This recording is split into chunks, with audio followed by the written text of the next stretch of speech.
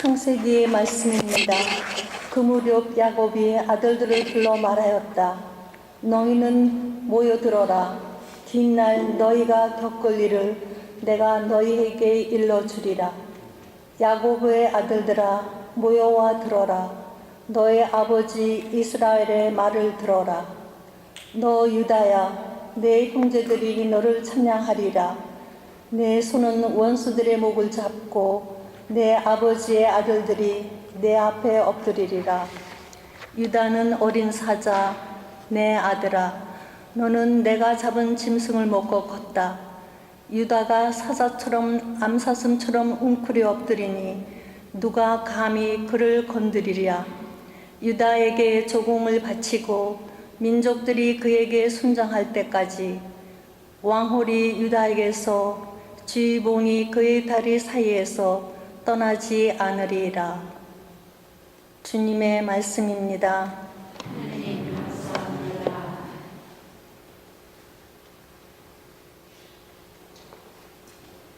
주님, 이 시대에 정의와 평화가 꽃피게 하소서. 주님, 이 시대에 정의와 평화가 꽃피게 하소서. 하느님, 당신의 공정은 임금에게, 당신의 정의를 임금의 아들에게 베푸소서. 그가 당신 백성을 정의로, 가련한 이들을 공정으로 다스리게 하소서. 주님, 이 시대에 정의와 평화가 꽃피게 하소서. 산들은 백성에게 평화를, 언덕들은 정의를 가져오게 하소서. 그가 가련한 백성의 권리를 보살피고 불쌍한 이에게 도움을 베풀게 하소서. 주님, 이 시대에 정의와 평화가 꽃피게 하소서. 저 달이 다할 그때까지 정의와 큰 평화가 그의 시대에 꽃피게 하소서. 그가 바다에서 바다까지, 강에서 땅 끝까지 다스리게 하소서. 주님, 이 시대에 정의와 평화가 꽃피게 하소서. 그의 이름 영원히 이어지며 그의 이름 해처럼 솟아오르게 하소서. 세상 모든 민족들이 그를 통해 복을 받고 그를 칭송하게 하소서. 주님, 이 시대에 정의와 평화가 꽃피게 하소서.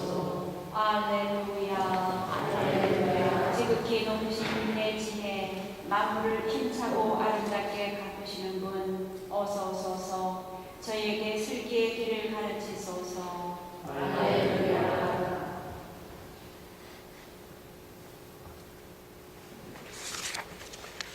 주님께서 여러분과 함께 마태오가 전한 거룩한 복음입니다.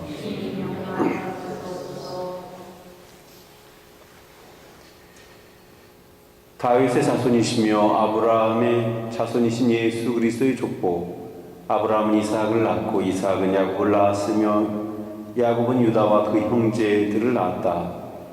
유다는 타마르에게서 베레츠와 제라를 낳고 베레츠는 헤츠론을 낳았으며 헤츠론은 람을 낳았다. 람은 아미나답을 낳고 아미나답은 나우손을 낳았으며 나우손은 살몬을 낳았다. 살몬은 라합에게서 보아즈를 낳고 보아즈는 룻에게서 오벳을 낳았다. 오벳은 이사이를 낳고 이사이는 다윗 임금을 낳았다. 다윗은 우리아의 아내에게서 솔로몬을 낳고 솔로몬은 르하보암을 낳았으며 르하보암은 아비야를 낳고 아비야는 아삽을 낳았다. 아삽은 여호사밧을 낳고 여호사밧은 여호람을 낳았으며 여호람은 우찌야를 낳았다. 우찌야는 요탐을 낳고 요탐은 아하즈를 낳았으며 아하즈는 히즈키야를 낳았다. 히즈키야는 므낫세를 낳고 므낫세는 아몬을 낳았으며 아몬은 요시야를 낳았다. 요시야는 바빌론 유배 때에 여호야킨과 그의 동생들을 낳았다. 바빌론 유배 뒤에 여호야킨은 스알티엘을 낳고 스알티엘은 주룹바벨을 낳았다. 주룹바벨은 아비웃을 낳고 아비웃은 엘리야킴을 낳았으며 엘리야킴은 아조르를 낳았다. 아조르는 차독을 낳고 차독은 아킴을 낳았으며 아킴은 엘리웃을 낳았다. 엘리웃은 엘아자를 낳고 엘아자르는 마탄을 낳았으며 마탄은 야곱을 낳았다. 야곱은 마리아의 남편 요셉을 낳았는데 마리아에게서 그리스도라고 불리는 예수님께서 태어나셨다. 그리하여 이 모든 세대의 수는 아브라함에서부터 다윗까지가 14대이고 다윗부터 바빌론 유배까지가 14대이고 바빌론 유배부터 그리스도까지가 14대이다. 주님의 말씀입니다.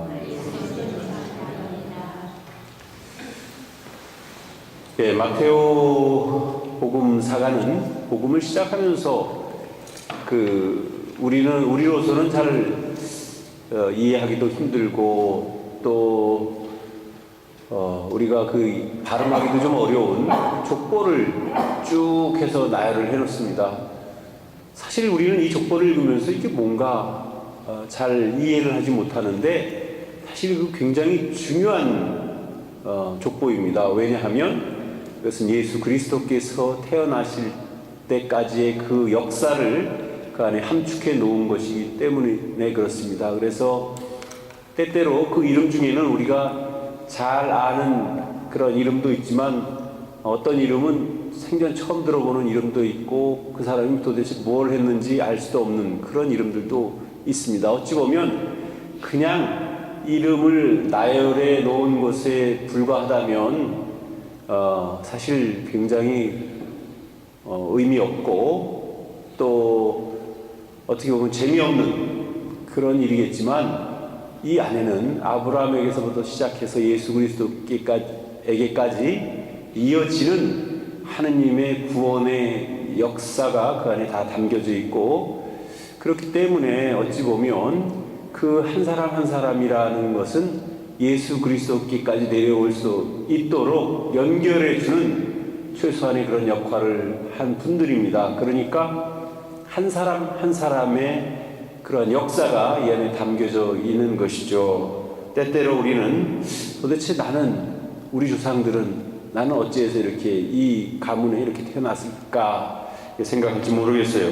그런데 그런 것을 쭉 생각해 보면 우리 가문의 역사, 내가 태어나기까지의 그러한 역사들도 어찌 보면 내가 태어남으로 인해서 더욱더 소중해지는 것이고 나의 뿌리이고 내가 오늘 존재하는 이유가 될 수도 있을 겁니다. 이처럼 족보라고 하는 것은 우리가 신앙 안에서 그것을 이해하고 받아들이게 될 때에는 그 안에는 하나님의 구원의 손길과 구원의 역사가 그 안에 담겨져 있다는 사실을 꼭 기억해야 할 겁니다. 그래서 어찌 보면 한 사람 한 사람이 다 소중한 사람입니다.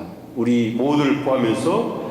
그래서 우리는 우리의 역할이 비록 큰 역할이 아니다 하더라도 또 무언가를 연결해 줄 수 있는 그런 역할을 우리는 하고 있는 것이고 그런 의미에서 우리 한 사람 한 사람은 소중한 사람들입니다.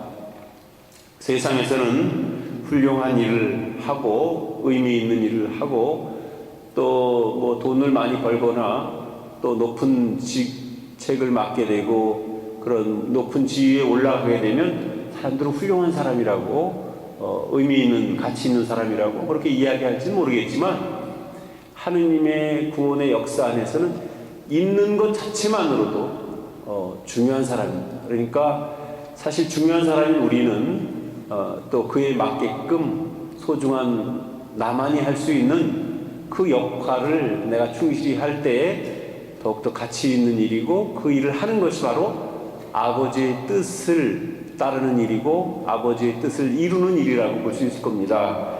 그런 의미에서 우리는 우리 자신들도 하느님 보시기에 얼마나 소중한 한 사람 한 사람인가 하는 것을 잘 기억하면서 우리의 언행 그리고 우리의 삶이 비록 남들에게 자랑할 만큼 그렇게 뛰어나고 위대한 것은 아닐지 모르나 내가 최선을 다해서 사는 삶이 그만큼 가치 있고 의미 있는 일이라는 사실을 잘 기억하면서 그래서 우리 스스로를 존중하고 또 자부심을 갖고 살 수 있었으면 좋겠습니다. 때에 따라서 중요한 일, 가치 있는 일, 보람 있는 일을 할 수도 있지만 꼭 남들이 알아주고 또 남들이 인정해주는 일만을 해야 훌륭한 것이 아니고 나는 나로서 나의 존재의 의미를 추구하면서 살아가면 그것만으로도 우리에게는 소중한 가치가 있다는 사실을 꼭 기억했으면 좋겠습니다. 그래서 그만큼 우리에게 걸려있는 기대도 큰 것이고 그렇기 때문에 그 기대에 걸맞는 삶을 살아야 될 책임도 우리에게 있다는 사실을 꼭 기억하면 좋겠습니다. 그래서 예수님의 족보가 그러하듯이 그 안에는 뭐 정말 훌륭한 그런 일을 한 사람도 있지만 정말 그야말로 이름만 올려놓은 그런 사람들도 있다는 사실. 그렇지만 그 이름을 올려놓은 그 사람으로 인해서 예수님에게까지 그 연결고리가 이어지고 있다는 그런 사실도 우리가 꼭 기억했으면 좋겠습니다.